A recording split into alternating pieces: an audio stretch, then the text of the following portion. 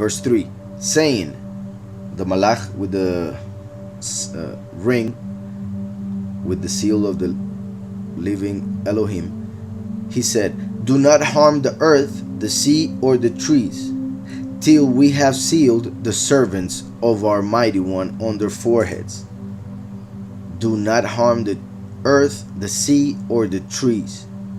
So the Malach, right after the sixth seal, right before the seventh, obviously, seal in which the names will be revealed, right in the middle, between the sixth and the seventh, right before the names are revealed so they can begin to be sealed, the Malach tells them, do not touch anything, do not destroy anything until they are all sealed. Do not harm the earth, the sea, or the trees till we have sealed the servants of our mighty one on their foreheads. Meaning their heads, meaning their minds, spiritually speaking. Because when it comes to the enemy, who always copies what the Almighty does, Satan will bring the mark of the beast. The Almighty brings the seal of Yahweh, the seal of the living Elohim, through the witness like Moshe. But the beast, the world leader, will bring the mark of the beast, which will be given to men in the right hand or on their heads. So we see how the Almighty will seal the chosen few on their forehead, so the enemy will do something similar, but in a more literal way, in the sense that it will be something that will be placed inside their bodies, something physical, like a chip that they will put in people's bodies in order to pretty much know everything about them and even control them. Obviously they won't tell people that, but it has been proven that that's what they want, and it is proven that they already they are working to get it done. People are even asking for it, hoping for it, and through what we have seen because of the COVID and the vaccine, it is clear that people will get it. They will ask for it, and it's very sad. And they will hate those who do not want to get it, for they will know what it is. And it is very connected to the vaccine right now, what they are doing, so we should be very careful. So, saying, do not harm the earth, do not harm the earth, the sea, or the trees till we have sealed the servants of our Elohim on their foreheads. So the enemy will mark them, Yahweh will seal his chosen few. And it says on their foreheads. If we go to Revelation 14:1, we see the same people that Yahweh is talking about in this chapter, and we see what that seal is. Revelation 14 verse 1 says, then I looked, and behold, a lamb standing on Mount Zion, and with him 144,000, having his Father's name written on their foreheads. Having his Father's name written on their foreheads. That is one translation, because as I said,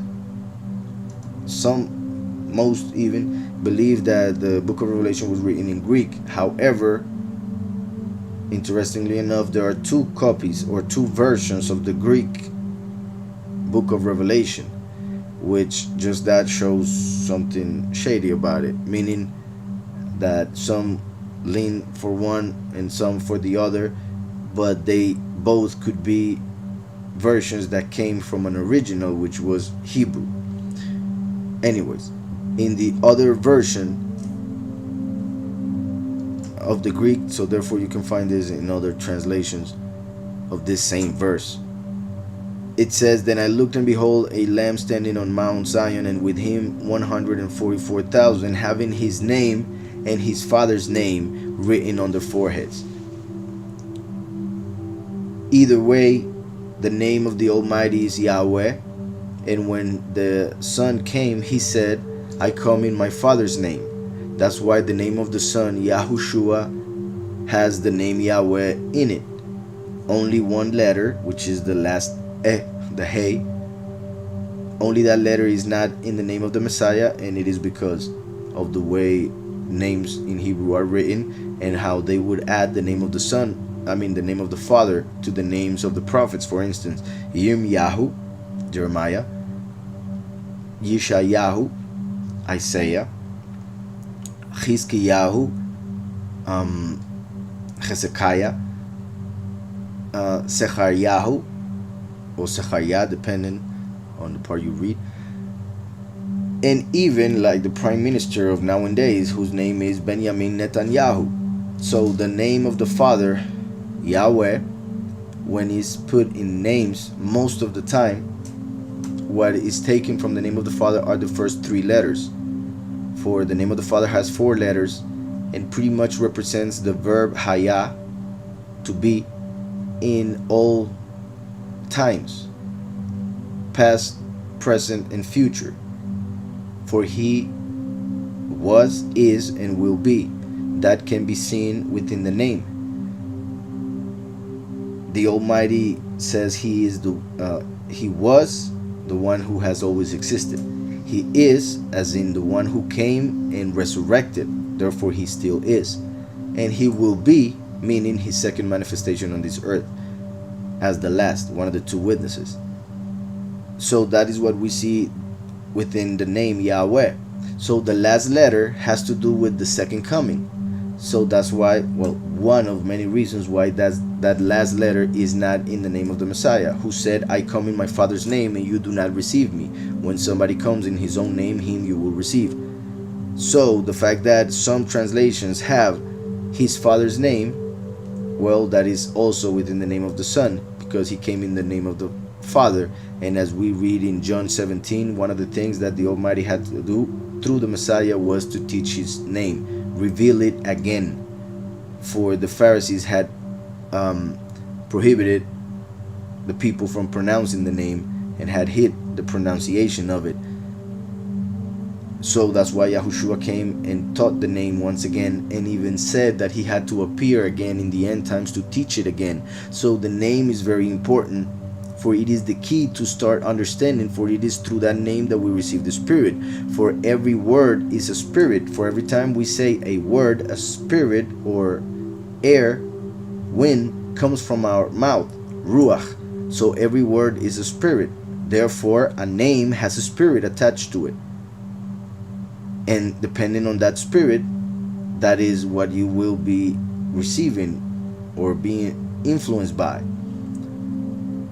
So, as I was saying, and with him 144,000 having his name and his Father's name written on their foreheads.